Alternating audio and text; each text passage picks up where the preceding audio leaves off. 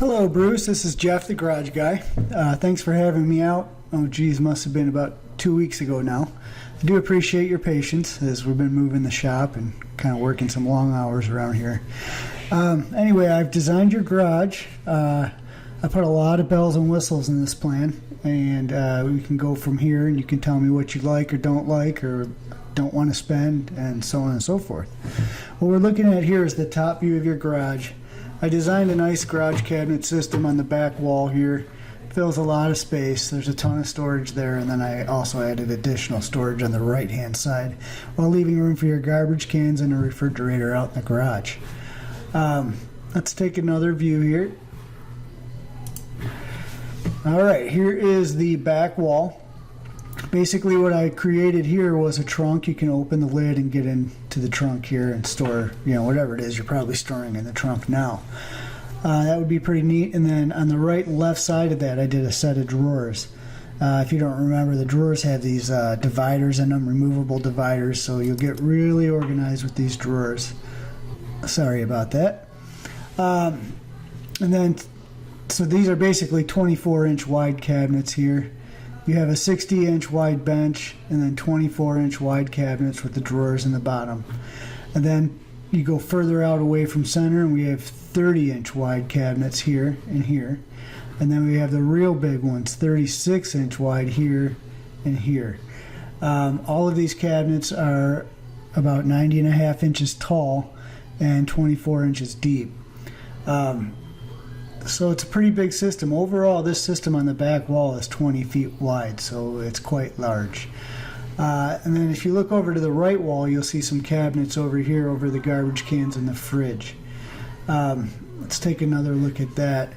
Basically, what I did here was 45-inch tall cabinets. Each of these cabinets are 30 inches wide.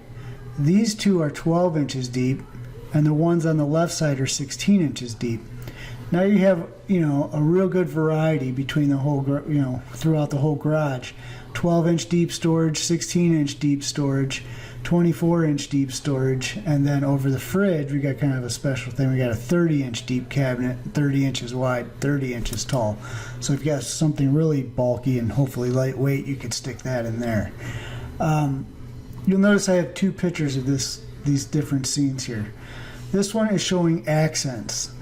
Some of the garages you pointed out that you really liked had these top accents. These are basically laminated blocks that I put up here, and it gives it a real neat look. It's hard to tell in this picture, but I also have a base down here. It's a brown colored base that matches the top accent. This is a structural base. It supports the load of the cabinets, so therefore with a base system like this you can put as much weight as you want in the bottom of the cabinets.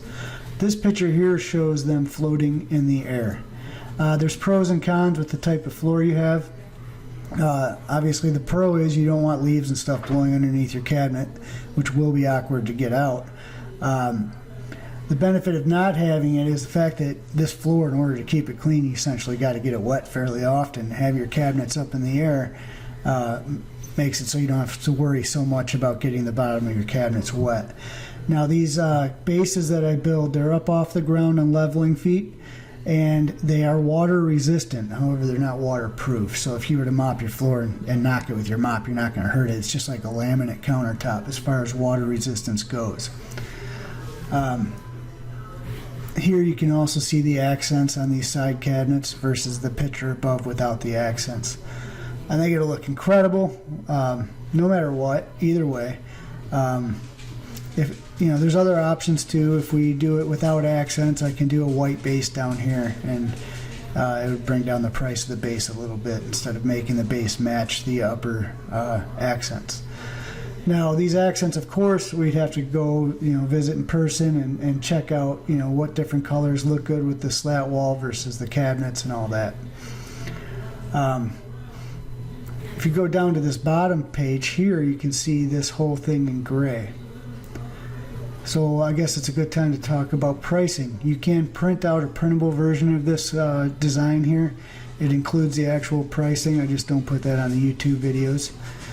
So you'll have a price for your cabinets. You'll have a price for your optional accents. You'll have a price for your optional bases. You'll have a price for your optional extruded handles and your optional drawers and the PVC slat wall system that obviously goes throughout the entire garage, which will give you the ultimate in flexibility, and it will look absolutely incredible. But you can see the cost of it and determine whether or not it has that kind of value to you. One thing you'll notice is the gray system. I did basically a gray garage, because if it weren't for the brown floor, that's where I would have gone in the first place with the design. I just like gray better. I think it looks really nice. You'll notice the cabinets cost a little less in gray than they do in brown, and the reason for that is if I do the brown setup, I'm going to basically make a custom run of doors and drawer fronts for you that have brown edges on the doors instead of the gray edges on the doors.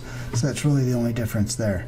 Store wall costs the same price, but so you see a little bit of price difference between the gray and the brown. Hopefully this told you what you need to know to get started, and let me know what you think about the design. Let me know what you'd like me to change. If you want to cut costs somewhere or anything, just let me know. I'm happy to make some changes to the design, and I'll talk to you soon. Thanks.